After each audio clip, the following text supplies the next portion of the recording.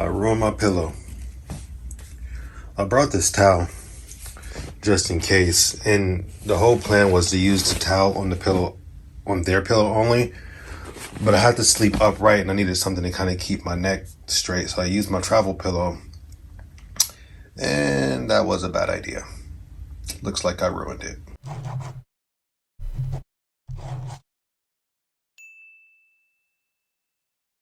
Good morning. Today is day 2 of the hair transplant journey. I always forget this when I'm doing these videos. Welcome back to another video. If you're new to the channel, I am Rio, and as you should know by now, I'm in Turkey, in Istanbul, and I've got a hair transplant, which you can see. And today is the second day. I'm in my hotel room right now. It is actually 9:21 a.m. I'm kind of running a little bit late. I'm supposed to be in the lobby at 9:45 to go, but I got to eat breakfast as well. So I should have enough time. But I wanted to pop in here and kind of give you a formal start to day 2. The hair transplant is complete, but I think today they're supposed to do like a wash or a cleaning. I'm not entirely sure yet. But I'm also supposed to be having SMP done on my donor scar for my first hair transplant, which was about 6 years ago with Bosley. I had an FUT hair transplant, so I have a scar, a strip scar in the back, and they're supposed to cover it with SMP, which I think they may be doing tomorrow. I'm not entirely sure, but it's supposed to happen. But I don't think it's going to happen today. Or I think they're going to see how my donor area looks after yesterday and then make a decision whether to do it today or a different day. Just wanted to pop in here and let you guys know that we're started with day 2, and I'm bringing you guys along with me, of course, and I'll film as much as I can. I don't think it's going to be as much as day 1 because that was the actual procedure, and this is more just the aftercare. I will not be bringing this camera with me. Everything will be done on my phone from here on out, so let's go.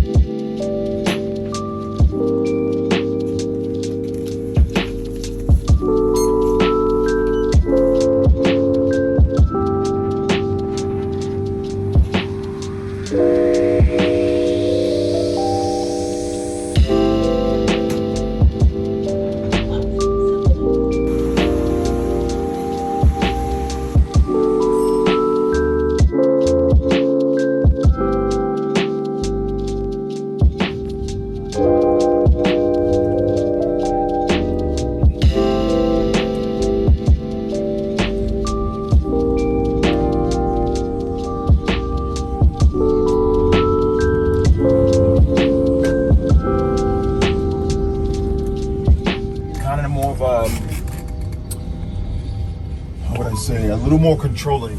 It's a little bit crazy, but a little bit more control. Yeah. At the same time, the one that's actually doing the work, they don't have nothing. Yeah, Nah, nothing at all. That's what I found weird, but like I said, it's been pretty good. I can't complain. How many grafts did you get? Do you know? About 3,000. 3? That's it? Yeah. Okay. What you guys did? I did 4,600. 46. I did 3. That's why I'm looking at yours. I'm like, how do you 3 years? I did 3. You got in the front or in the back? No, I just did hairline and added some density here. So it's, she did 1,200, 13, like 11, something like that. Yeah. So it was like 3,000. oh, 3,000 plus. Okay. Yeah. Mine was 3,000 even. I just rounded it off. Yeah. Got you. Definitely, I know it wasn't 4. Gotcha. But somewhere between 3 and 4. Gotcha.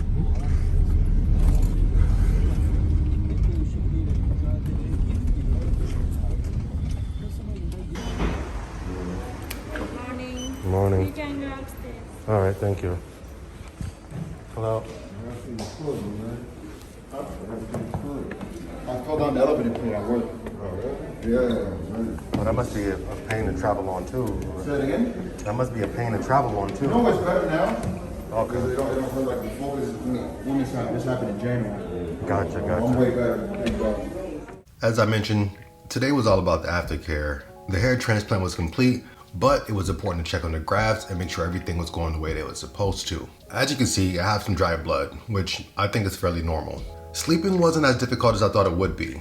Of course, I had to sleep on my back, but it wasn't that bad for me. Some of the guys said their nights were horrible, but mine was good. I'll mention more about that later in this video. And now he's applying some medicated foam to cleanse and clean the grafts. This foam, I believe, had to sit on for about 10 to 15 minutes after it was applied. And as you can see, he's just lightly patting the foam on top of my head. I was also given one of these foams to take home as well, which was a foam and a shampoo. And then after the foam sat for its required time, they took me in the back for a wash. But as I was getting the wash, things started to take a turn for the worse, and that's when I stopped filming. So I know you're sitting there wondering, like, what happened? And I got you. I'm going to explain everything in this video, but there's a lot to get caught up on before detailing the events of that day. Believe it or not, it has been 4 months since I received the hair transplant, and there is a ton of things to talk about and discuss, and I'm going to do my best to cover as much of that as I can in this video. This may be a bit of a lengthy one. Hopefully I can get through these things fairly quickly and not keep you here too long. But nonetheless, hopefully you enjoy this video. I know a lot of you are probably wanting to see what my hair is looking like since it has been 4 months. A lot of you want to know what my hair looks like, what has transpired, what's the progress, and I got you, but I want to talk about a lot of things first. At some point, of course, in this video, I will show you the hair, but we got to talk about the experience. My procedure was done in June, and as I sit here now, we are in October. It's currently the middle of October. My procedure was done June 18th. June 18th was a Friday. That was the day I got it done in Turkey. And if you watch my traveling video, I arrived in Turkey on the 17th. That was the day I traveled, which was a Thursday. And if you saw the ending of that travel video, you heard me talk about the consultation, and I mentioned I would share more about that eventually. Eventually is today. It's this video. So I'll be speaking more about that in this video. It was crazy. The beginning of this video, where I kind of showed some of the aftercare, and of course when I stopped filming, that was done on Saturday, June 19th. So again, I arrived on Thursday the 17th. My procedure was done on Friday the 18th, and then Saturday the 19th is when you saw the bloody pillow and everything. So that was the day after my procedure. Saturdays when things went downhill. However, I ended up being in Turkey for, of course, the remaining of Saturday. I ended up being in Turkey for all of Sunday and pretty much all of Monday. Then I flew out of Turkey Tuesday morning at like 4 a.m. So essentially Monday night. But after Saturday, I didn't film anything else. I didn't have anything from Sunday or Monday. In those days, there were a lot. Now, before I go into all the juicy details about my experience at the Asli Tarcan clinic, I want to take a step back to address some of the questions and comments that I received from the previous videos. I did make a note of some of those questions, so I have my phone here. I'm going to be reading off of that. But the first question that I saw, especially from my travel video, was why didn't I go to Africa? This is a question I received because some of you, which have been, following my channel for quite a while, you've seen someone that you've known me to have an affiliation with go to Africa and get this procedure done, or move to Africa, whatever way you want to put it. A lot of it was more so you guys are friends, you guys are good friends, so you're probably going to the same place, or why didn't you go where this person went? I want to take a moment to address that as directly as I can, as transparent as I usually am with all of my videos. I'm always really honest and straight to the point with you guys as much as I can be. Now, some of you may not know who I'm talking about, and that's perfectly fine. You can skip ahead if you want to, but for those of you who do know who I'm talking about, I want to make this as clear as I possibly can and help you guys understand that me and this individual, we are not friends. Honestly, we never were friends. We were acquaintances more than anything. I knew this individual for many, many years because I cut hair as, more of a side thing. I cut his hair for many years, and it was something I did frequently, as frequent as like once a week, and that went on for many, many years. You guys saw short videos. If he happened to be here, me cutting his hair, maybe inside of a vlog, you saw him in a video that I decided to do, or a couple of videos that I've done, more so trying to help him get some exposure for his channel. That's just the kind of person that I am, and I wanted to help this individual, and I've always done everything I can and could to help this individual. He learned that I did YouTube and wanted to start doing it. Hey, you know, you can come to my channel. We can help you get some exposure that way. Filming equipment. I've helped him with editing. Everything that you could think of as much as I could help with, I helped. You guys saw a friendship, but behind the camera, it really wasn't. This individual is not somebody that you really can be friends with. They only care about themselves. This dude does not care about no one but him. Those of you who may watch his content and follow his content, you may see something different because he's showing you what he wants to show you. From me knowing him for over a decade, close to 2 decades, I can tell you that this guy is narcissistic, self-absorbed, egotistical, selfish, all of the things you can use to describe somebody who only cares about themselves and no one else. I don't say these things to make anyone want to turn against anybody who they like to watch, because if that's who you want to watch, that's perfectly fine. But I just want to make it very clear that me and him aren't friends. I've seen the comments, I've seen the questions, or why you guys not doing videos, and I made a conscious effort probably like 2 years ago to not really make videos with him anymore, because he's not what I want my platform to be affiliated with, because I know the personality, I know the person. I don't want to get too personal with this, and I know this video is not supposed to be about this at all, but I at least want to mention it for those of you who are wondering, so you can probably understand. Some personalities are just not friendship quality. Anybody out there that cuts hair, anybody who gets their hair cut, somebody who, you know, maybe they feel comfortable talking to about certain things. I heard some of the most reckless things over the years, things that I wouldn't even dare repeat because they're just that ludicrous. He doesn't care about nobody. It's really sad that some people really have that frame of mind and a way of thinking in life. The guy doesn't even care about his own children. And again, I'm not gonna get too deep and too personal, but he doesn't care about people. That was always tough for me to deal with. And I would always tell him, like, you know, that's not cool for you to handle things that way. It's not cool for you to treat people that way. It's not cool for you to do these things. You don't have to be that way. You can be more caring. You can be a better person if you want to. He always told me that everyone is obsolete. The reason why I have made a decision to completely cut him off completely is because through everything, my only request was just to give me the respect that I was giving him. That's the kind of person that I am. Give me what I am giving you. I am very respectful, I'm thoughtful, I'm honest. Just give that back to me. And when this individual was moving, he felt like he didn't need me anymore, so the disrespect started to happen. I was getting very disrespected, and I was like, nah, bro, this is not happening. I'm good on you. Have a nice life. Even before then, I had made a decision to not bring him on my platform, not talk about him on my platform. That's why you didn't see him on my platform. But I want to end this off with this. For those of you that watch this content and you enjoy watching this content, you find it entertaining, you find value from it, that's okay. You continue watching this content. I have no problems with that. I personally don't watch his content. I don't support his channel. I don't support the person or the personality because I know the person, I know the personality. My only ask, my only request for those of you who are watching this video, who know the situation, you know who this person is, my only request of you, if that's okay for me to ask, is for you to not draw any affiliation between me and this individual, because I want there to be none. There is none. I'm not affiliated, we're not friends, we're not cordial, we don't speak, we don't talk. That just is what it is. Quite honestly, those of you kind of sharing the fact that he had a hair transplant, I didn't even know. My transplant was done back in June. I don't know when his was done. I'm just now sharing the footage because I had a busy summer. That was the first question. Sorry it took so long to answer that, but I wanted to address it as directly and as honestly as with as much transparency as I possibly could. So that's that. The second question is, why did I choose the Asli Tarcan Clinic? This is gonna be more of a detailed, in-depth answer to this question. So it's not one that I'm going to answer in this video. However, I do plan to answer this question in as much detail as possible. So for that reason, I'm gonna give that question its own separate video. But I have seen the question and I do wanna answer that. The third question is, why did I go to Turkey? I would say question 2 and question 3 are somewhat aligned. So when I talk about why I chose the clinic, of course, I can talk about why I chose Turkey because they're essentially the same thing. Fourth one was I being paid to promote the clinic? I wasn't promoting the clinic.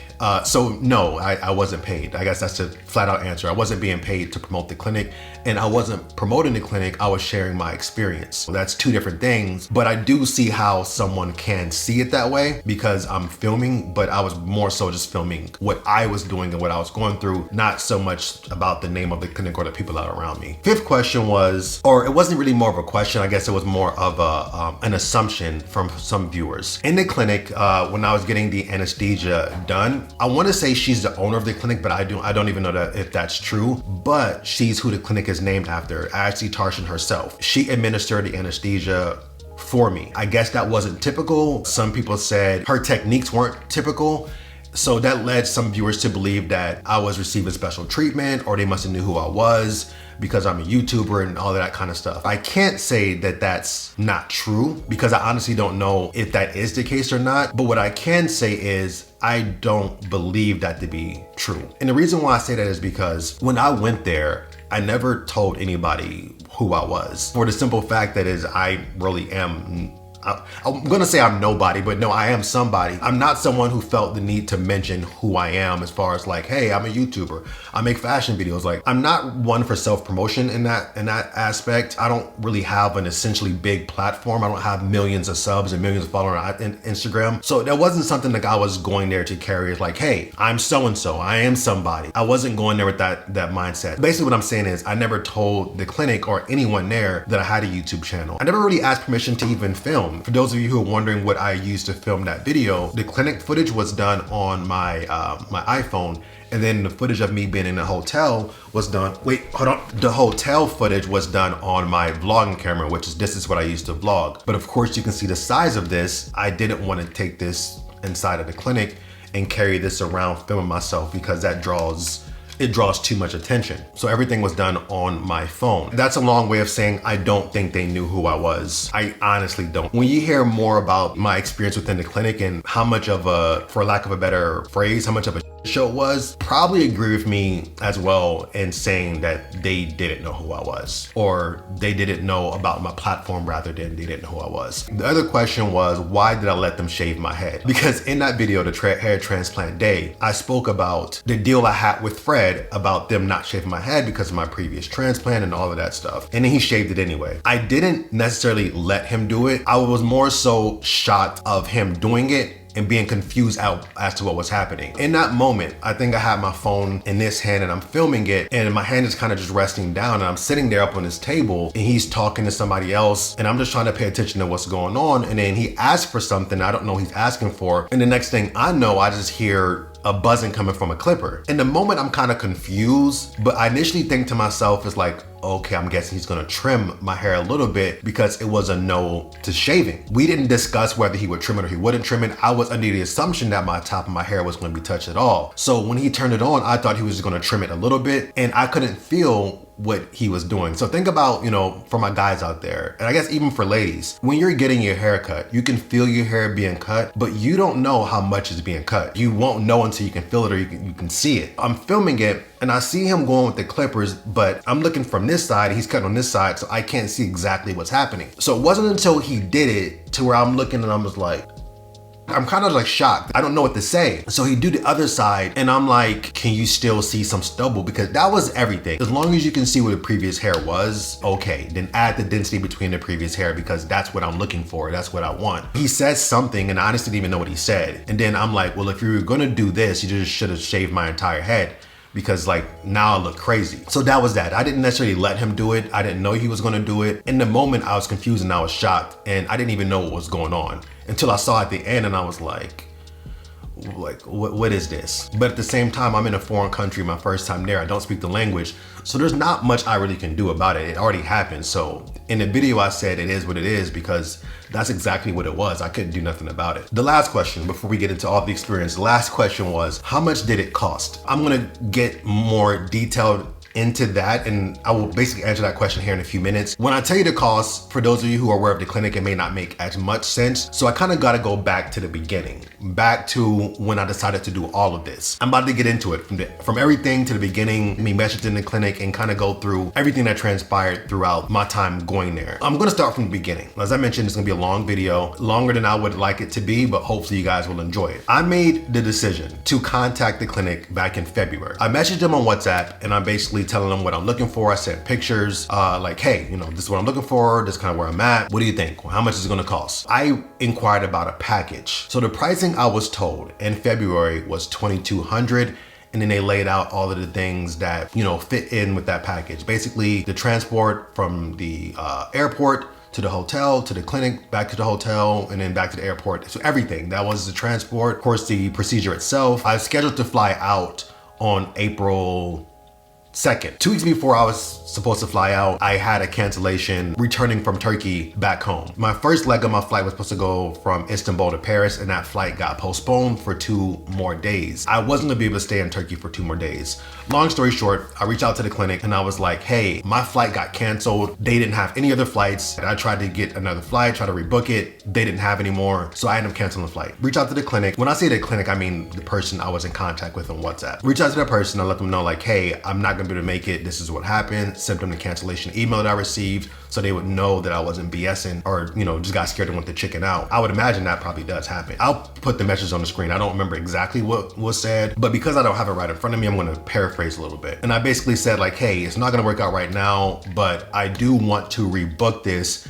when the timing is a little more convenient for me. So that's what I did. I decided to just wait another month or 2 until I was able to reschedule it. April 1st, that morning, I get a call from the clinic through WhatsApp. Well, it was a message at first overnight because, they're 7 hours ahead of us. It was a message overnight asking me if I was coming to the clinic the next day to get the transplant. I was kind of confused because I already spoken to somebody and canceled this. Whoever I spoke with on WhatsApp did not communicate to the clinic that I canceled. That should have been a red flag. And it was really, because when I woke up and saw the messages and saw the missed calls, I reached back out to them and I called them and I explained to them, I was like, hey, I'm kind of confused because I canceled this for these reasons. I explained to them about the canceled flight. They weren't happy. The person I was originally talking to, there was a bit of a language barrier. They didn't fully understand, but I thought there ended up being an understanding with that person. I'm guessing it wasn't because about 10 minutes later, I get another phone call. And this time it's somebody who actually spoke a little bit better English. And it's a guy and a woman. Maybe I'm on speakerphone and they're both talking to me, asking me why am I not coming? I was just talking to this person about this. I just explained this. I explained it to this person 2 weeks ago. At that moment, there was like a communication red flag for me. So I explained to them, what was going on. They thought it was something with like COVID. They thought it was like a PCR testing issue. And I explained to them, I said, it's nothing like that. My flight just got canceled. It's not gonna work out for me right now, but I do plan to reschedule it. I was a little confused and I was a little taken back by how upset they were, the kind of aggression they had towards it because I already covered this. I tried to look at it from their stance though. Somebody dropped the ball somewhere. However, maybe they hadn't invested into the accommodations that, are required for anybody that comes there. Maybe they had already paid for the hotel. I'm not entirely sure what it was, but all I knew is whatever happened, it wasn't on me because I did everything I could to communicate with them. When I canceled the first time, I asked if the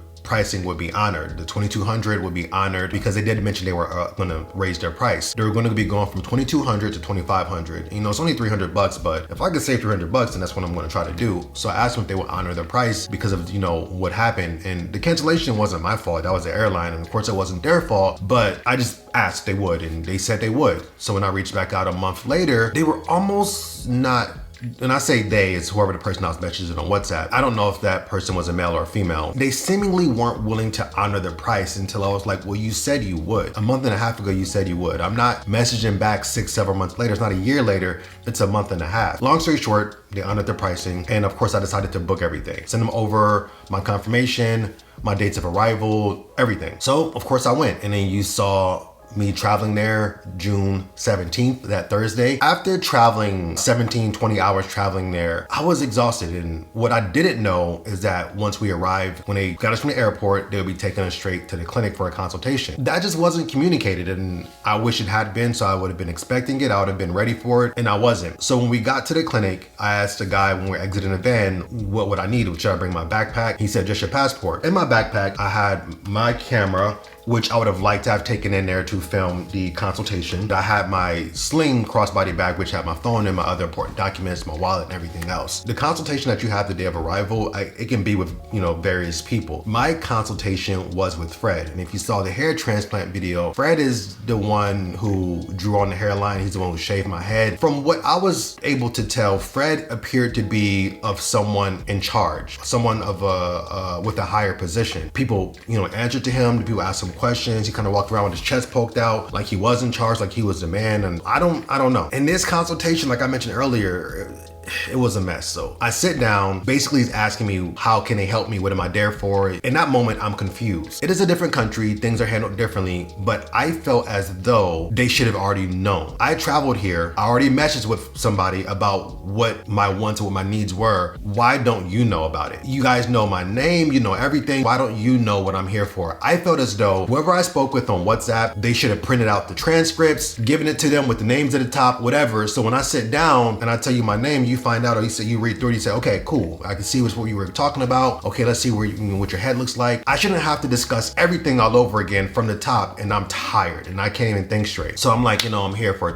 my hair transplant. And he gets up out of his chair, he walks over to me, he says, let's see your body. He rips off my hat. You should ask me to remove my hat. You shouldn't rip my hat off my head. That rubbed me the wrong way, but I went along with it. He rips off my hat and he goes, you have hair. Well, yeah, I have hair. And he goes, okay, so, what do you want us to do? I'm frustrated because I'm like, I don't understand why we're having this conversation. I want you to add density to these corners and lower my hairline. He's looking at my head and he does all these other stuff, and he grabs this microscope thing, looks at my donor area, looks at the back of my head, and he's evaluating and telling me all these different things. He's like, yeah, we do this, and we do this, and we do this, we can do this. And it sounds like a lot. And it sounds like more than I felt like I need. So I asked him, I was like, okay, so how many grafts are you estimating? About 6,000. And I'm like, 6,000 where? Where are you gonna put 6,000 on my, you just said I have hair. Like, where are you gonna put 6,000? He's like, well, you want density, you want this, you want that, you have a little thinning in your crown, you have this, you have that.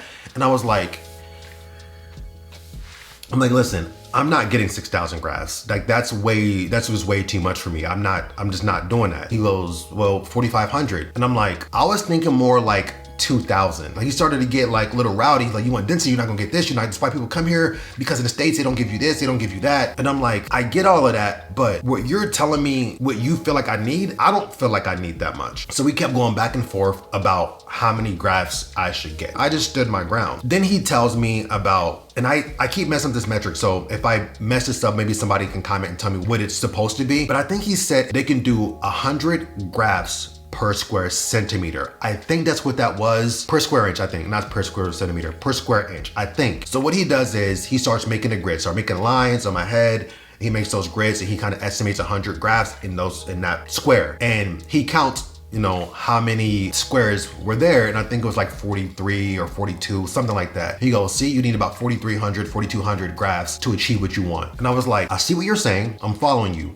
But you just put all these squares in this area where I have so much hair. And I'm telling you, like, I just want to add density there. Take away all those squares you think that you just put, and all those extra hundreds of grafts you just did there. I don't need that much. Can 2,500 do it? You're not gonna get this, you're not gonna get that. I don't want all of those grafts sitting out of the back of my head. I said, I came here for a reason. But one of the things I have learned about your clinic, and I've heard, and I've seen a lot of it online, is that your clinic is known for over harvesting. Once I said that word, this dude got pissed. He started to get loud. He started to get irate. He was upset. We don't over harvest. We give people exactly what they want. I'm like, listen, I'm sitting right across from you. You can lower your tone. You can relax. I'm not getting loud with you. You don't have to get loud with me. I'm not disrespecting you. You don't have to disrespecting me. I'm just telling you what I have seen. I'm just telling you what I have learned about your clinic. I want to pop in here and say that there is good and bad about every single clinic. There is literally no such thing as a perfect clinic. My advice for anyone is simply just do your research, take the good with the bad, and then figure out what works best for you. Some clinics you'll see a whole bunch of good and not as much bad, and then some others you'll see a whole bunch of bad and not as much good. And truth be told, there's good and bad about both. When it comes to the clinic I chose, I knew what I was up against and I chose them anyway. But of course, there was so much that I did not expect. However, I know that, and I'm here for a reason. And I'm here for a reason because I want to communicate what I want. I want to communicate what I don't want. I've seen your hairline work and it's amazing. I'm here because I believe in what you guys do, but I'm also here to tell you what I'm not looking for. Well, we'll just meet in the middle. So how about 3,000? I said, listen, I came here with an absolute max. 2,000 was my minimum. I was hoping somewhere between 2 and 2,500, but 3,000 was my absolute max. I thought if I did 3,000, I may get a little bit put in my crown, but if 3,000, what you feel like is going to give me the results I'm looking for, 3,000 is what it's going to be, and not a hair over. 3,000 is the absolute max that I want. So we agreed on 3,000. Then he tried to sell me on a DHI method. DHI is where they can get the injection points much closer, so you can get much more density, direct hair implementation or something like that, and it costs $1,000 more. He was trying to sell me on it. I don't want that. I don't think I need that. I brought exact cash. It'll give you better results for you, especially with you. You don't want your head shaved. You don't want this. You don't want that. This will be best for you. It'll be what's best. I understand that you feel like it's gonna be best, but like I didn't bring it out. Oh, you can use a credit card. Listen, I just don't want to do it. I'm not doing it. This dude would not accept no for an answer. He literally kept pushing on DHI. And maybe after fourth or fifth time that he kept trying to convince me to do it, I said, listen, man, I already said no. I already said I don't want to do it. So if you want me to do it so badly, how about you just do it for me because you want the best results for me? As soon as I said that, his whole demeanor, he just stopped. He stopped pressing. Why did I have to go there for you to even like accept? No, maybe it's a cultural thing. I don't know. Then it comes to the whole payment. I went there for a couple different things. I went there, had some dental work done, and of course the transplant. The dental work, I haven't really spoke about that yet, and I will. But the short version of the dental work, I wasn't really happy with that, but I'll talk about it at some point. It was time for me to pay for everything. I didn't really like the sound of me paying without having nothing done, because I feel like I want to be happy with what I receive before I give you my money, but that's just not how they operate. I asked him first how much I owed him. I knew how much I was supposed to pay, but I wanted to see what he knew, because again, they weren't talking to each other. He says, well, the hair transplant will be $2,500. And I'm like, it's supposed to be 22. He was like, no, it's not. Listen, I was supposed to come here. They didn't happen. I was told the price would be honored. And I had to show him everything on WhatsApp. He had to go through the whole messages and read everything before he finally understood. So I paid the exact amount that I was told I'd be paying through WhatsApp for my dental work and for my hair transplant. And that was all done. They got the blood work. I spoke about that in the hair transplant day. Blood is drawn multiple times. From my understanding, the first time is done to do some type of check for your health, although they never give you any results. The other 2 times is done for PRP. So in total, they took blood from me 3 times in 3 separate days. The blood work is something that they do for PRP, which is platelet-rich plasma. They draw your blood and separate the plasma from it and inject that into the scalp for better healing, better results. You can research PRP to kind of see what it does. They offer, I think, 2 doses of the PRP within their package, but you can pay for more. Of course, they tried to sell me more, which I think is $100 more or something like that. I'm not entirely sure. They're gonna try to sell you on some different things. They'll try to sell you on extra PRP. They're gonna try to sell you on ozone therapy. They're gonna try to sell you on DHI. They're gonna try to keep selling you, basically, which is what they kept trying to do to me. It was annoying me. And of course, then we had the transplant day, and you guys saw the majority of that in that video. I wanna touch base on the whole food thing. I was frustrated with the whole food thing because, one, I didn't know that they really only feed you the day of the procedure, and it's right before the procedure. And you're in the clinic pretty much every single day, so they feed you that one time, and all the other times it's pretty much on your own for food, which was fine for me because I ate in the hotel most of the time with room service. I feel as though, and this is my opinion on the clinic before I get too much more with the experience, I feel as though they really don't adjust things depending on the person. They have one fixed way of doing things, and that's just really how they operate. Everyone is offered the same thing. As far as food, everyone is probably treated the same exact way. They handle medicine the same way with almost every single person. I don't work in the medical field, so I really can't attest to this from an experience standpoint, but from a grown functioning man and, one in America, which I wasn't in America, but just in the world in general, everyone isn't the same. So I feel like when it came to food, in the beginning, maybe at the consultation or maybe in the WhatsApp consult, they should have asked, were there any dietary restrictions? That should be a question. They should ask if there are any allergies, any foods that you don't eat. So when they do serve you, I don't have to sit here and be like, I don't eat this, I don't eat this, I don't eat that. And then it just becomes a thing. They should ask that, and they don't. They should communicate better than they do, and they don't. Those were the issues that I had with the clinic. I'll get more into that. That was the whole thing with the food. I wasn't trying to be rude or disrespectful. I had some comments that were basically accusing me of being rude towards the culture. I wasn't trying to be. Like, I'm not that kind of person. If you know me, you would know that.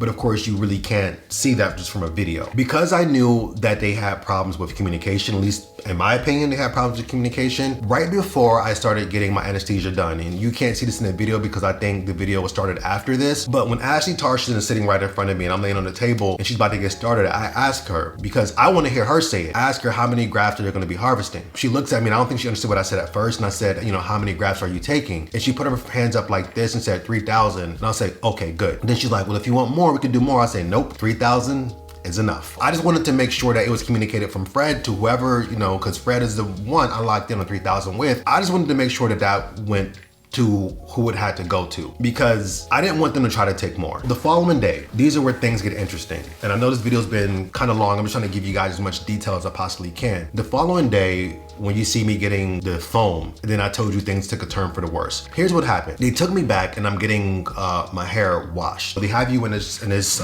chair. And you guys know those sinks they have to cut out and your head is back there in the sink. So my head is back in the sink. They're washing. And then they use a spray bottle to kind of knock some of the dry blood out and whatnot. I guess they see something that maybe doesn't look right in my transplanted area where the grafts are. Of course, they're speaking in Turkish and I don't speak the language, so I don't understand. And I'm leaning back and I'm hearing them talking. I don't know what they're saying. Next thing you know, I look up and I look around me and there's like 6, 7 people sitting around me, sitting over me, and they're talking. It pretty much says there's a cause for concern. And then they call some doctor guy in and he's looking at my head and he has his thumbs and he's pressing and it hurt like hell, but he's pressing and I'm just confused and I'm like, what is going on? So when they get done, they dry me off, and one thing they do, which they also don't communicate that they're doing to help you understand what's going on, they assign you somebody who's supposed to be like a counselor or interpreter, and the guy that was assigned to me was a guy who was kind of doing, like I kept asking the films, he was behind the camera, and he's the guy who's applying the foam on my head. His name was Saldar. Now Saldar was a nice guy, but he works there and he has to do what he has to do for his job, to keep his job. I asked Saldar when it's all done, because he was taking me to the next place I had to go. I asked Saldar, I was like, what was that? He's like, no, nothing, it's fine, don't worry. And I was like, you can't tell me not to worry because I'm worried. Like, what was that? Like, no, it's not a big deal. Like, don't worry, your skin is just sensitive, that's all, your skin's sensitive. I'm like, come on, man, like that seemed like something was wrong. Like, it's just something wrong with my head. He's like, no, brother, everything's fine, brother, don't worry. And I'm like, it doesn't feel that way, man. So I'm already kind of irritated. It's not sitting right with me. And he says, you have sensitive skin, we want to make sure that you don't get an infection. And I was like, well, do I have an infection? He goes, no, you don't have an infection, but we can to make sure you don't have one. Fine, whatever. The next thing I wanted to do, like I mentioned earlier in this video, which was that Saturday, June 19th, I wanted to get SMP done on my donor scar from my previous transplant with Bosley. As I mentioned, I had a FUT, which is the linear strip. So I had that scar at the back of my head. I wanted to get SMP to cover it. I'll say this before I get into the rest of it. What I know now, many months later, is that you shouldn't get SMP right after you get a hair transplant, especially a FUE, even a FUT. If you have the strip, you shouldn't get that until the strip is completely healed. You shouldn't get that until the scar tissue has fully healed, because the pigment will not hold. They didn't tell me that. I know that now, many months later, but they just want to take your money. I've learned that they want your money. The SMP was something that I spoke about in the consultation. When I was paying, he was asking me, for everything that I was wanting to be there for. We spoke about the hair transplant, we spoke about the dental work, we spoke about the SMP. I paid for everything. I spoke to Saldar about the SMP because we were going back and forth to the dentist and to the hair transplant because I was there for 4 days, and the transplant day, I started off in the dentist. That's why my lip was so swollen, because the dental work I was getting done. I was communicating with Saldar the things that I was supposed to be getting done so he can make sure that he facilitated that for me. So the SMP was one of those. I spoke about the SMP from day one. Spoke about it on Friday. So then we come Saturday, the SMP, it's supposed to happen. So I'm sitting down after the whole hair wash debacle and I'm kind of frustrated. I ask about the SMP. Saldar goes, well, I'll go check. He comes back and he says, okay, we can do SMP. It'll be 500. I'm like, nah, I already paid. He come back and he say, you didn't pay for SMP, you paid for your transplant. And I was like, well, I was told SMP was a part of the package. In my initial message on WhatsApp, I asked about the hair transplant and SMP and the total package price. I was told $2,200, everything that covered, and then they said at the bottom, we could do SMP for you if you want. He didn't say it was extra charge. I didn't ask because I asked what the total price would be. So I assumed they would throw that in there. They never said it was a separate cost. If you're offering a service and you offer it at a separate cost, you say, we offer this at a separate cost. You never said that. In WhatsApp, I talk about the dental work I wanted done. Whenever I asked about something, the person said, it cost this much. You led me to believe that this was a part of your package. When Saldar says, well, I'm sorry, but we can't do anything. So I was like, okay, you know what? Can you get Fred, please? Because I spoke to Fred about this on my consultation day on Thursday. We spoke about SMP. He showed me examples of your SMP work. We looked at all of that stuff. He never once said it's gonna cost more money. I paid him for everything. He never once said it's gonna cost more money. So have him go get Fred, and I'm telling Fred, and I was like, hey, I was getting SMP. He was like, yeah, 600. And I was like, wait, you're saying 600. He said, well, he was like, well, you're getting the hair transplant, we knock $100 off for you. So 500 is a discounted price, but yeah, we charge for that. I was like, okay. In the consultation, you and I spoke about S&P. I paid you for everything that didn't work. I paid you for the transplant. We spoke about S&P. These messages led me to believe it wasn't included into the package. And you never seen it was extra price. In that moment, led me to believe it was also included into the package. He goes, no, I told you it'd be 600. He sat there and lied out of his mouth and told me at that day, he told me it was gonna cost extra. He never said that. I wouldn't be sitting here now confused and upset if you said it would cost extra, because I would have told you in that moment, that's not what I was told. So I had to show him the messages and show him everything that happened in WhatsApp again. And he was like, well, no, it doesn't matter. It doesn't matter what you think I said or whatever. We charge extra for it. He just walked off. I was livid. I couldn't do nothing about it. In that moment, I realized the type of people that I was dealing with at this clinic. I'm not speaking for Turkish people in the whole. I don't live in Turkey. I haven't experienced the culture or the country. I'm speaking from my experience at the clinic. I am only speaking from my experience. I'm not saying that this will be your experience. For people that have been, maybe you didn't experience anything close to this. This, unfortunately, was just my experience. If you decide to go to this clinic, I don't know what your experience would be. I'm sharing mine. After that happened, I really had to calm myself, because we were in this lobby and I was kind of getting loud, because I was getting pissed off, because I felt as though there was a manipulation strategy that was taking place and I was being taken advantage of. They kept trying to just get me for more money over and over and over. This is why I say there was no special treatment when it came to me. I don't think they were trying to promote through my platform. If that were the case, they would have did everything I wanted to do and said, hey, make sure you film it, make sure you show your audience. It wasn't like that. It may look like that from the hair transplant day video, but I promise you it wasn't like that. I'm upset once that happened. Sadar comes to me, he's like, hey, we have the ointments and your stuff that we have to get for you. Just as a heads up, you do have to pay for it. I was thinking it was $50 at first, but I think the ointments were $25. I had to pay $25 for ointment, and of course I had to cash. I'll tell you exactly how much money I took, because I didn't say this, and I'll tell you how much money I paid. I took $4,500 cash with me. When you're allowed to travel with that, I think anything under 10,000 you can travel with internationally, I think. Don't quote me, you gotta do your research. I'm just going off the top of my head of what I think it is. So I took $4,500. Now, for everything that I was getting, the transplant was $22. My dental work that I was getting was in total up to $1,800. So in total, that was $4,000. But I brought an extra $500 because I was there for 4 days and felt like, hey, I may need some spending money. I spent $25 for the cream, so I'm down to $475. And then they take me into this room after this whole S&P situation. So I'm already a little irritated. They take me to this room and they said, hey, we have to give you some injections. And I'm like, injections for what? And he goes, oh, since your skin is sensitive, we have some antibiotic that we gotta give you to help with he said to help with the infection. I said, so I do have an infection? He was like, no, to make sure you don't get an infection. I'm confused. I was like, okay, man, do I have an infection or not? Because if you gotta give me these antibiotics, it seems like I have an infection that you're trying to treat. And he goes, no, we just do this as a cautionary measure to make sure that you don't get an infection. You have some sensitivity up there. We to make sure that you don't get blood clots. And I'm like, oh my gosh. All right, man, whatever. We kept going back and forth. I just said whatever. The nurse comes into the room and he says, okay, you have to lay on the table. Why can't I just sit up? He was like, we have to give it to you in your buttocks. I'm getting an injection in my ass. I'm laughing now. Man, in the moment I wasn't laughing. I'm getting an injection in my ass? Yeah, but don't worry, it's fine, it's okay. I see the nurse with the little box. I see the box and I'm looking at it and I'm like, okay, what is that? I'm the kind of person, I don't even like taking Tylenol or Advil or aspirin or ibuprofen for a headache. I don't like taking medicine. That's just kind of who I am. I do it when I have to, but I don't really like to. So he's telling me what this is and telling me that I need it and this and that. I'm like, all right, if I need it, whatever. So I lay down on the table, they, get the syringe, do whatever they gotta do, and I had to pull it out my pants, and at this moment, I'm dreading this. In all my years of living, I've never had to have a shot in my ass. None that I can recall. She gives me the injection. She does a little pinch, in the cheek, and she does the injection. When I tell you, I had never felt nothing like that before in my life. I have never felt nothing like that before in my life. A burning sensation went through my whole left side, and then my body felt weak and it felt numb, and I just kind of slumped over. And she's like, it's okay. And I'm looking, I was like, what the what's that? And they're both like, it's okay, just relax. I'm trying to get up and I'm falling back down. I'm like, I can't even move. I was like, what is this? And in that moment, I started to regret everything. I regretted going to Turkey to get this fucking transplant. I'm trying to keep it all together. I'm just super upset that this is happening. It was a burning sensation through my body. My body felt weak, it felt numb. And it was like that for a good 20, 30 minutes where I could barely really move. They had to sit me up and sit me in a chair to try to relax myself. They brought me water, trying to get me to relax and calm down. And I was like, I don't know what that was, but I don't like it. He was like, but you need it. He was like, your body's just getting used to the medicine. Don't worry, everything is okay. And I'm worried. I'm worried because I'm in a foreign country and I don't speak your language and things really aren't really going well for me. Whatever the medicine was, my body just didn't react well to it. That was this Saturday, and it was probably around noon when all this was going on, maybe 1 o'clock. I'm back out in the lobby, and then Sauder comes up to me with like, hey, the medicine for your antibiotics for your injections, you have to pay for that.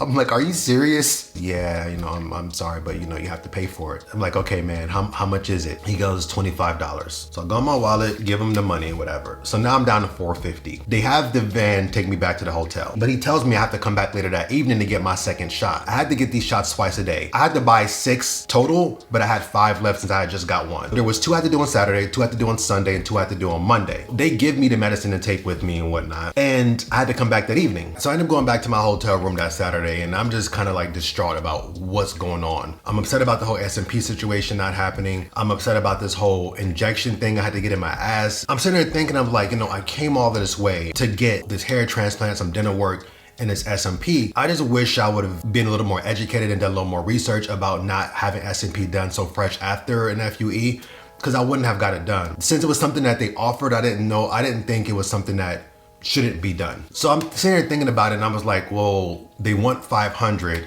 and I have 450 left. I had 500 extra dollars. 25 went towards the ointments and the creams that they sell you.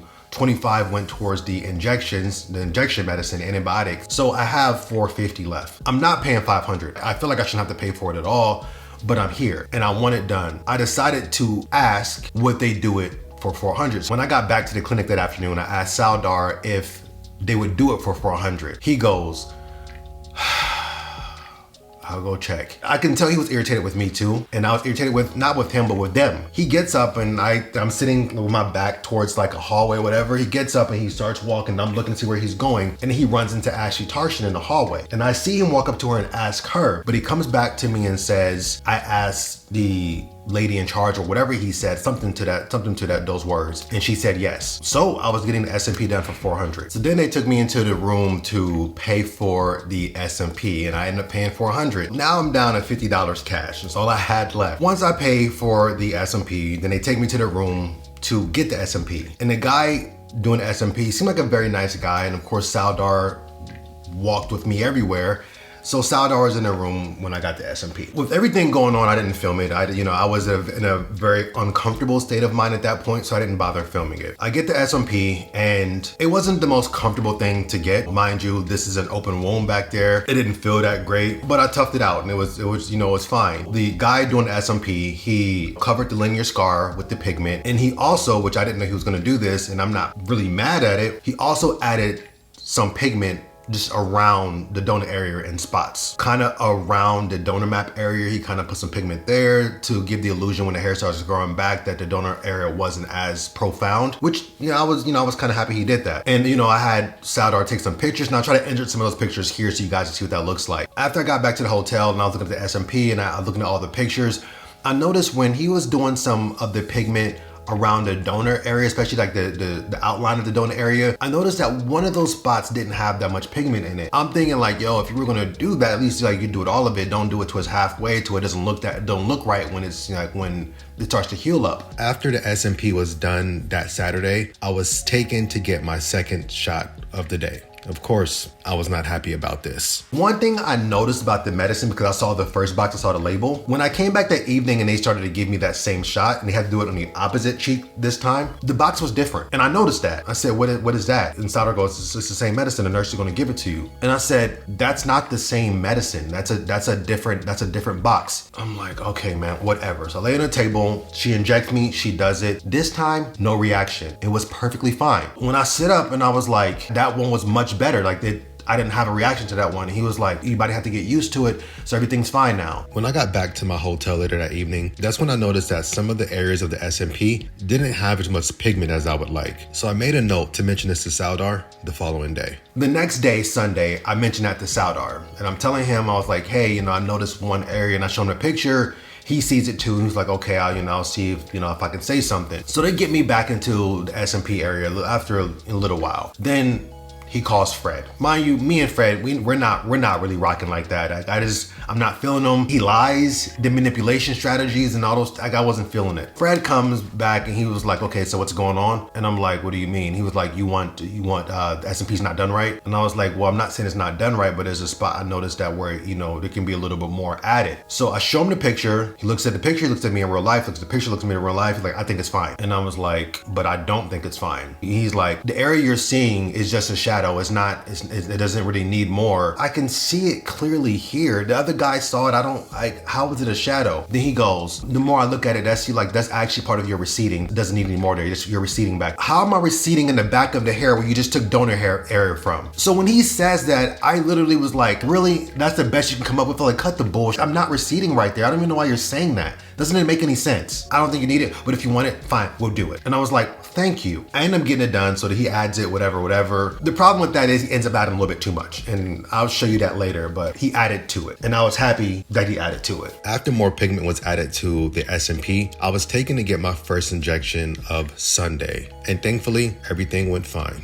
That Sunday, I'm sitting in the lobby and I noticed one of the guys sitting in the lobby has the same medicine injections I was getting, and he had one of those boxes. I noticed that his box looked different than the current boxes I had that were in my bag. Because remember, the first box I saw looked different than the ones I had that they gave me. And I knew there was a difference in medicine. They said it was the same exact thing. There was no difference, but his was different. They weren't the same medicines. They were different. They kept saying it was the same and I just knew it wasn't. Then I'm told that the nurse will come to my hotel room Sunday evening to give me the injection, which she does. Injection went just fine. Those 2 injections I had on Sunday was the same exact medicine as the second injection from Saturday. All 3 injections went just fine. Then comes Monday. Of course, the transplant's done, but Monday I went back into the clinic. They looked at the head, make sure everything was fine. My dental work was still being worked on, and the dental work was supposed to be finished on Monday. I was hoping it would have been done before Monday being my last full day there, but I went in the clinic on Monday early. They gave me my injection. It was fine. They checked on the head. They did all of the stuff they had to do to make sure I would be good to travel back home. One of the things they told me is that, especially that Monday, I have to have special care instructions because, they want to make sure there's no infection and all of this stuff. I had to use isotonic water when I got home to cleanse and all of this stuff. And they tried to sell me it there, of course. I don't remember the exact price. It was a few hundred. And I said, I don't need that. I can get it when I get back home. So Monday, I ended up going back to my hotel. I must have went back at maybe like noon or 1. Monday evening, I'm supposed to go back to the clinic. I'm going back to the clinic to finish my dental work, but also get my last injection. And the other guy who was also getting the injections as well, we're both staying in the same hotel. So I run into him down in the lobby. They were supposed to give us transportation, but I don't know what happened. Transportation wasn't available at the time, so they wanted us to get our own way there. I was gonna try to figure out how to, get an Uber there because it's very confusing. But the guy ended up coming down, meeting me in the lobby. He's like, you going to the clinic? I said, yeah, you too? He's like, yeah. He had done a whole cab situation there before. This dude was from Canada and he was staying there until he was fully healed. I don't know what kind of crazy person does that, but that's what, that's what he wanted to do, and it's what he was comfortable doing. I could never do it. He ended up paying for the cab because he had Turkish lira. I didn't. So I thanked him for paying for the cab. But let me tell you, this cab ride was one of the scariest experiences I've ever had in my life. This cab driver was nuts. I'm sitting behind him in the car and the guy's he's in the rear passenger side. So I'm sitting there and I'm just quiet because I don't know much of anything. And this dude, he's from Canada, but I thought that he spoke some Turkish because he's communicating with this driver. They're talking back and forth. They're having some kind of conversation. I looked at the dude and I was like, you understand? He was like, I don't understand him. And I'm like, oh my gosh. The driver's like, yeah, USA, Chicago, Vegas, New York. He's like naming all these big cities, but he's not paying attention to the road at the same time. He's driving fast, he's going through cars, and I was like, oh my gosh, this is it. Like, we're about to get in a crazy accident, and this is it. This is how I'm gonna go out. That's how frightened I was. Then he pulls up to this area where there's this big crowd, and he's like, okay, here. I looked over at the dude, he was like, no, not here, not here. He played the guy the address, and it said the address in Turkish, so he said, oh, okay. And he drove there, but I guess the address has 2 different locations. It's kind of confusing. He took us to somewhere else. He was saying like, we're here, and the other guy was like, no, not here, not here. Oh, the other one. And I'm like, oh my gosh. I was not getting out of that car. And the dude was like, we're not gonna get out, just sit. And I was like, oh my God. So then he starts going to where we're supposed to go, take us to the clinic. To me, it seemed like he's going the wrong way, but I guess it was like a roundabout. I was confused, but I thought he was going somewhere completely different. Long story short, we eventually made it there. You know those scenes in those movies where you see people who's like in a very, very like just scary car ride and they get out and they want to kiss the ground? That's how I felt. I was very, very close to just kissing the ground on my knees and just thanking God for being alive after that experience. I finished up my dental work and it took a while and I was unhappy because things didn't go well. They didn't go the way I expected it to. And then it was time for my last injection. At this point, it's like 7 o'clock, 8 o'clock in the evening. They asked me for it and I'm going through my bag and I was like, I don't have it. I don't know if you gave it back to me earlier today. I don't have it. Not sure what happened, because I was supposed to have one injection medicine left. I didn't realize that it was missing, and because I was putting everything in my backpack with all my creams and ointments, because they make you bring those things with you daily, because they give you antibiotics and stuff, and they're checking to make sure you're taking them every single day. They go get the medicine, and they're like, okay, well, we don't know what happened to it, so we're gonna have to take it from us, but we won't charge you for it. And I was like, well, thank you, because you guys must have misplaced it. They bring the medicine, but I see the box, and it's the same exact box from the first injection, and I'm not happy to see it, because I knew what my reaction was with that injection, and I don't want it. And I'm like, that's not the one though. He was like, yeah, it's the same one. I was like, no, all of these other injections I've been getting, the last 4 injections was something completely different. It wasn't the same as the first one.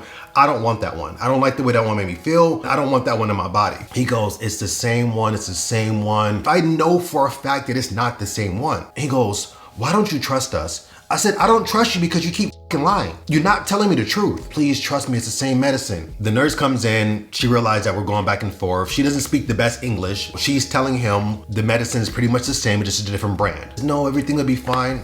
So I let him do it. I had a reaction again. It went in, burned like hell. My body slumped over. This time, I remember it being the right side. I'm trying to think about it. The first one was the left side. I just slumped over. And this reaction was worse than the first one. She's rubbing and she's like, it's okay, it's okay. And I knocked her hand off of me. I said, get the off of me. And I was like, nah, I've had it. I'm going off. I'm not that kind of person. I'm a very laid back. I'm very calm. I'm very rational. I'm very respectful. In this moment, I was pissed. I was already unhappy about the whole dental work experience. And then the past 3 days, from Saturday, Sunday, and this Monday, like I feel like I had been nothing but drama and chaos and BS, and I had it. I'm going off. Fred brings his into the room and he's trying to figure what's going on. He's trying to calm me, and I was like, I don't want to talk to you. Get the hell out of here. I don't even want you near me. It was just BS. They just kept lying to me over and over. I left Turkey and that clinic very upset and very unhappy. Earlier that day, that Monday, I ended up having to pay for the PCR test, which they offered at the clinic, and the PCR test was $100. So I took my last 50 and put 50 in my credit card. There's a 10% fee, I believe. And I just paid for the PCR test. So I was out of cash completely. Earlier that Monday, before I even, got the injection or whatever, they try to sell you in this package. And I kept saying over and over, I wasn't spending more money. I didn't want it. But I let him do his whole spiel. Saldar was doing it. At the end, I said, Saldar, I'll let you do this whole thing, but I don't want it. I'm not buying it. But I'm like, listen, I'm just not buying it. Then they're supposed to arrange my transport to the airport. My flight was at 4 a.m. I wanted to leave the hotel at midnight. I'd never heard any communication when nobody's gonna take me. I kept asking somebody, they said they would, but I just didn't hear no communication. So I was very nervous about that. But when I left that clinic Monday evening, I could barely walk. I didn't have the feeling in my leg, really. Didn't have 100% feeling, but it was also like a numbness and a soreness. It was the weirdest feeling ever. I could barely walk on it. I basically hobbled out of the clinic. And when I got to the hotel, I can barely even walk in the hotel. One of the guys at the concierge saw me struggling, came to help me. And he's like trying to walk along with me to the elevator. And he asked me if he needs me to take me up to the room. I said, no, I'm gonna be fine. I'll be fine. He asked me what happened. And the best way you can speak English, I say, it's whatever, it's fine. There's a couple key things that I forgot to mention. The first one is, Saldar told me that a driver would be coming to pick me up from the hotel and take me to the airport at 1 a.m. I asked if they could come at midnight instead, and Saldar never responded. This was via WhatsApp. I'll put up a screenshot for you to see that. I wanted to go to the airport at midnight because I wanted to get there a little bit earlier, and without Saldar responding, I didn't know if they would come earlier or not, so I was attempting to catch an Uber. So I go down in the lobby at about 12:50 15 to start trying to source my Uber, and come to find out that the driver was there already waiting for me. No one ever told me. I was happy to find out the driver was already there waiting for me, so I was able to get to the airport before 1 a.m. However, it just wasn't communicated. The second thing is the person I was messaging with on WhatsApp, I never met that person. I requested to meet that person about 3 or 4 times during my stay and visit to the clinic, and there was always some excuse why I couldn't meet that person. They were never working, they were never in the office, they were never in the clinic. To this day, I still don't know who the person I was messaging on WhatsApp is. Saldar told me at the very end, my last day there, that the reason that person I was messaging with on WhatsApp was never available is because they were the owner of the clinic. I don't know if that's true or not. I have no clue. He also stated that I was also given discounted rates because of the person I was messaging with being the owner. None of the prices I was given was a discounted rate. Everything was the same price that everyone else was paying, except for my hair transplant. Being that I was supposed to come earlier, the price was honored for that reason, which hasn't only happened to me, it's happened to others that I visited that clinic. So I don't know what that was about, but it was a whole bunch of lies. So I guess Asli Tarcan isn't the owner, just the name and the face. I have no clue. That was the experience, and I'm going to pretty much end this off here. I know you guys want to see the hair after all this stuff and me talking, but I want to say this. The experience, like I mentioned earlier, I had at the clinic may not be your experience. I'm not trying to scare anyone. I'm not trying to divert anyone. I embarked on this journey wanting to share my experience, and I wanted to film it and showcase it because not too many people do that. But once I reached a point where I just didn't really feel comfortable to do that, of course I had to think about my well-being. I had to think about what made me feel safe and made me feel comfortable. And filming that process, it just wasn't in the forefront of my mind. Just me being okay and being mentally aware and being mentally sound was the most important thing for me. So that's why I didn't film anymore. But I wanted to also detail and explain these things, which is why I decided to sit down and do it in this video. As long as it may have been, I wanted to share this. If you decide to go to this clinic or any other clinic that's out of the country, understand that your experiences can be similar. Maybe they won't be anywhere near this. Everyone experiences something different. I'm not promoting for the clinic. I'm not really wanting to talk bad about the clinic. I'm not trying to put the clinic down. This is just what happened with me. As far as the hair, once I got home, you guys saw how crazy I look with the haircut. Once I got home, I learned that I did have an infection. I have pictures and I'll put those pictures up. It was weird where the infection was where it's placed. My thought, and I don't know this to be true, I don't know it to be the case, but my thought and my feeling is that I ended up having 2 PRP injections, and I'm thinking something about those injections caused me to have an infection. I don't know exactly where those injections went because I don't remember, and I also don't know if the injections went exactly where the infection was at. That just was my opinion because I don't know how the infection could have happened. Maybe the grafts, when they were placed in a certain way that caused the infection.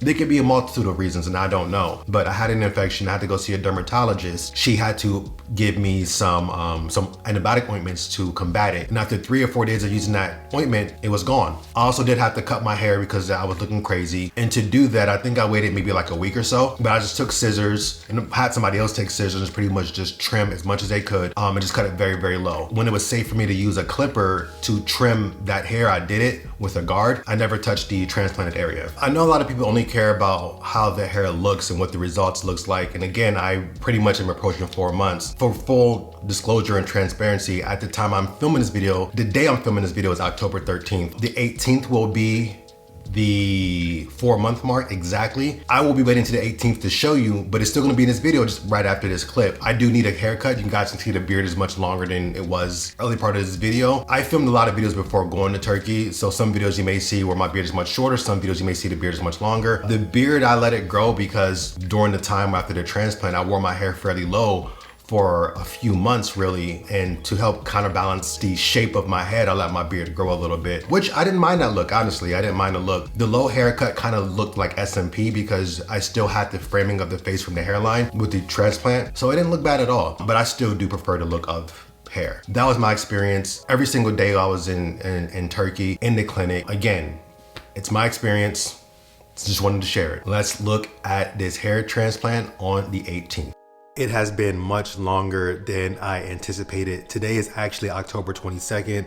Of course, as you know, I wanted to actually film this on the 18th. I have been struggling with a herniated disc in my back. Needless to say, I've been very limited with mobility. Feeling a little bit better now. Back is still kind of messed up, but I've been doing some stretches and stuff like that to try to loosen it up a little bit. But anyway, as you guys know, I got 3,000 grafts and this is what I'm looking like. I'll turn around here a little bit and show you what the back looks like, but this is what the top looks like. Now, the 3,000 grafts, so as you recall, I got the grafts placed here and then in here. So 4 months in, I would say that things are going well for the most part. My donor area is not where I feel like it should be in 4 months. Maybe that's me putting too much expectations on that. Not entirely sure.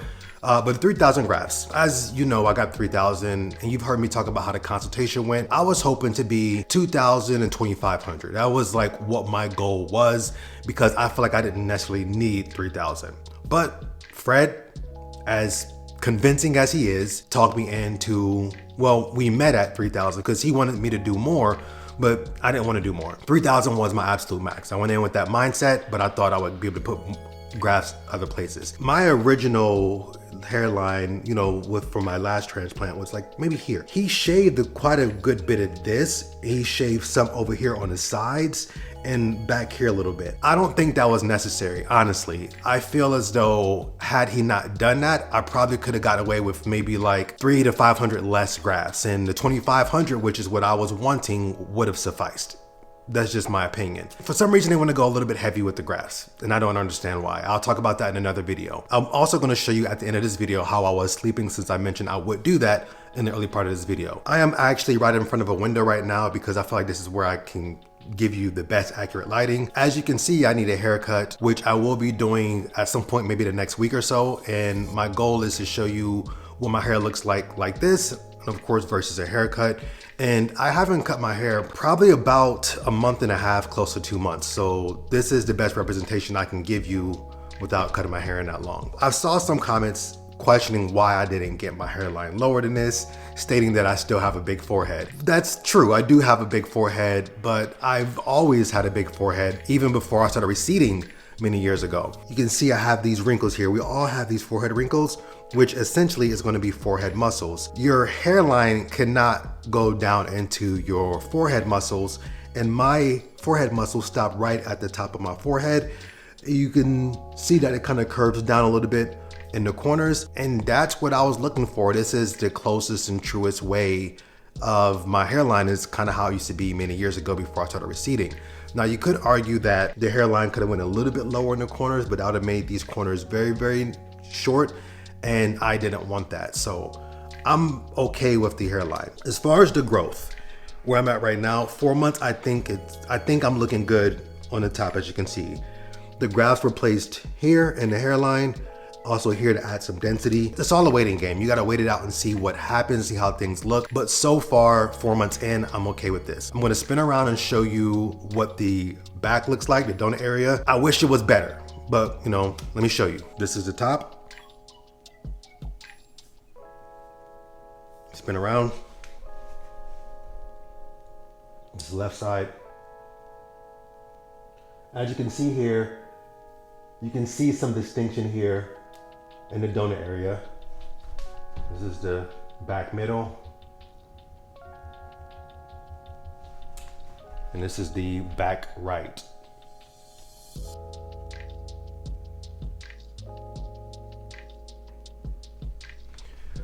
Now in this video, I did talk about the S&P and receiving the S&P back there. I think the S&P maybe have helped a little bit, but because I did it so close to having the extraction, I don't think the pigment has held the way it should have, in my opinion, also based on some of my research. But I'll be able to show you that better once I actually cut my hair, because now of course it's kind of hard to see. When I cut it, I'm just gonna taper the back and the sides and not really do too much towards the top. But of course, you know, you'll see that when I actually do it. This is an update 4 months. I think so far is good. I have some ideas and some things I can attempt to do for my donor. Only being 3,000 grafts, as I mentioned, I expected it to be much better by now, 4 months in, but there still is 8 to 10 months, 11 months left. Most hair transplant surgeons would tell you to expect to see full results in 12 to 15 months, and I'm only 4 months in. With that being said, I think, you know, we're looking pretty good up here. Of course, I can still use some added density, but you know, we'll see what that's like when we get there. Anyway, that is an update with the hair, and now I'm going to show you how I slept for the first couple weeks. Once you receive the hair transplant, you're going to be instructed to lie and sleep on your back at night. That's tough for a lot of people. Some people lie on their side, some people sleep on their stomach. However, it's very important to lay on your back as much as you can. Whether you sleep in a chair, in a sofa, whatever case may be, the back is the best way to sleep. For me, I'm usually a back and a side sleeper, mostly side, but sometimes back. So to make this a little bit easier for me, I did this in the hotel, also when I got back home. You'll need about 4 to 5 pillows. 3 of those pillows will be used to create a wedge so you can kind of sleep a little upright. One of those for me was this travel pillow, which made it a little bit easier to sleep upright, made it a little bit easier for me to create that wedge. Another pillow was used under the knees, and then one more was used to keep me from turning over. So this is how I did it. So we have the wedge here, you can kind of see it's kind of sloped up. This went around my neck, which made it so much easier. This pillow, which you can probably, get away from using 2 pillows, went underneath my knees. Now what that does is it takes pressure off your lower back, and this other pillow right next to me allowed me to keep from wanting to turn over. So this is what I did, and it is very, very comfortable. And this allowed for me to sleep like this for 2 weeks. Thank you for watching. Hopefully this helps, and I'm gonna catch you guys on the next video. Peace.